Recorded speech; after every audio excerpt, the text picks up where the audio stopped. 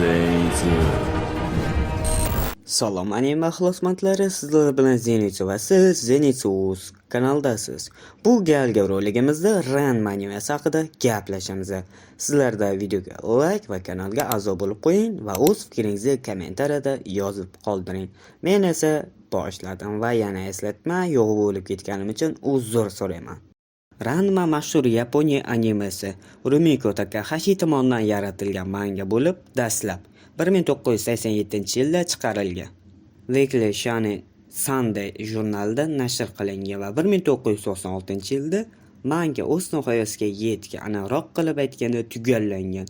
Mangada 38 jilddan iborat bo'lib, har bir jild bir voqelikni ko'rsatilgan. Manga yaxshigina mashhurlikka erishgan, shu sababli ham anime adaptatsiyasi chiqqan.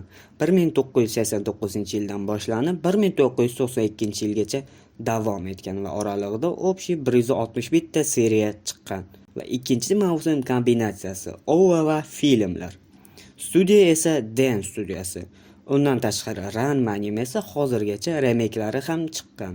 To'xtovsiz remeklar bo'lib, bilmadimmi, ko'plab odamlarga yoqadi. Asosiy voqealar Saotomi Ranma ismli bola haqida. Saotomi Ranma otasi Genma Xitoydagi Juseikyu nomli sehrli buloqlarda shug'ullanayotgan edi va Juseikyu buloqlarida har birida sir yashiringan va tasodifan ota-bola turli buloqlarga tushib ketishadi. Ranmani otasi Genma o'lgan pandani bulog'iga tushib qoladi. O'g'li Ranma o'lgan qizning bulog'iga tushib ketadi. Tushunganingizdek. Ranma sovuq suv tekkanda qizga, Ranmani otasi Genma esa sovuq suv tekkanda pandaga aylanadigan la'natga ega bo'lib qoladi. Issiq suv esa ularni asl holiga qaytaradi. Tenda oilasi bilan kelishuvlar. Yaponiyaga qaytgach, Genma o'tmishda qilgan kelishuviga muvofiq Ranmani Tenda sovchini 3 qizidan biriga unashtiradi. Bu qiz Akana Tendo bo'ladi. Ranma va Akana doim tortishuvchi, lekin asta-sekin bir-biriga yaqinlashadigan juftlikka aylanadi.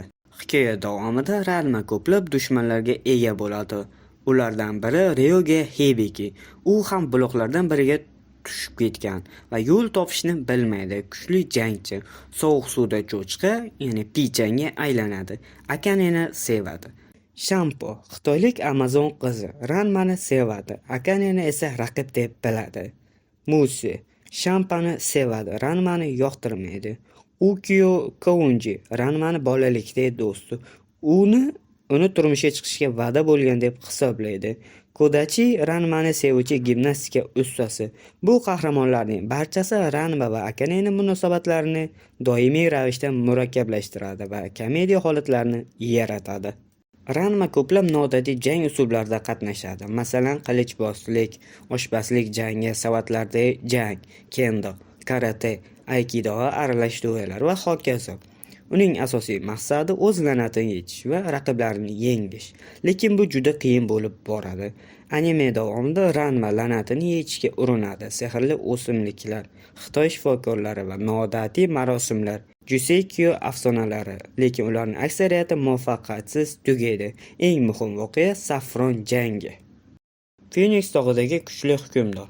U Ranma bilan o'ta xavfli jangga kirishadi. Bu jang vaqtida Akane jiddiy jarohatlanadi va toshga aylanadi. Ranma uni qutqarish uchun hayotini xavfga qo'yadi va Akaneni tiriltirish uchun maxsus issiq suv manbaini ishlatadi. Ranma Saffronni yengadi. Bu voqea Ranma va Akaneni bir-biriga yanada yaqinlashtiradi. Hikoya yakunida Ranma va Akanening to'yiga tayyorgarlik bilan tugaydi. Tendo uyida katta to'y tayyorlanadi va barcha dushmanlari va do'stlari keladi. Buzunchilik, janjal va kulgili voqealar boshlanadi va to'y marosimida katta tartibsizlik yuz beradi. Juftlik to'liq nikohdan o'tolmaydi, lekin Ranma va Akane bir-birini sevishini ochiq tan oladi. Bu asarning eng muhim o'sish nuqtasidir. Shundan so'ng hikoya ochiq yakun bilan tugaydi. Ya'ni ular hali rasmiy turmush qurmagan bo'lsa ham birga qolishi aniq. Ranma komediya, jang, romantika va fantastikaning kuchli aralashmasidir. Ranma o'zini topishi, Akane bilan munosabatlarni chuqurlashuvi, la'natdan qutulishi uchun qilgan sarguzashtlari asosiy syujet tashkil etadi. Anime komedik fillerlar bilan to'la. Manga esa ancha tartibli sujetga yo'naltirilgan. Takahashi intervyularda aytishicha, Ranmaning jins o'zgartiruvchi la'nati boshida qisqa vaqtli hazil bo'lishi kerak edi, lekin o'quvchilar shu g'oyani juda yoqtirib yuborgandan keyin u asosiy sujetga aylangan. Xitoydagi Jusenkyo manzillari real joylar asosida yaratilgan. La'natli buloqlar konsepsiyasi Xitoy afsonalaridagi Sichuan viloyatidagi tog'li hududlardan ilhomlangan.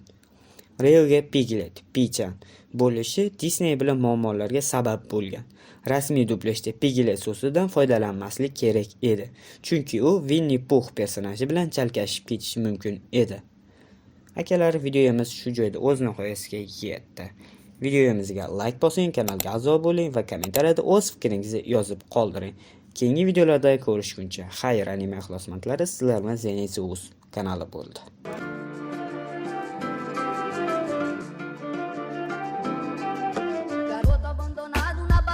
Capitão de areia, capitão de areia, capitão de areia. Outro abandonado na Bahia, capitão de areia, capitão de areia, capitão de areia.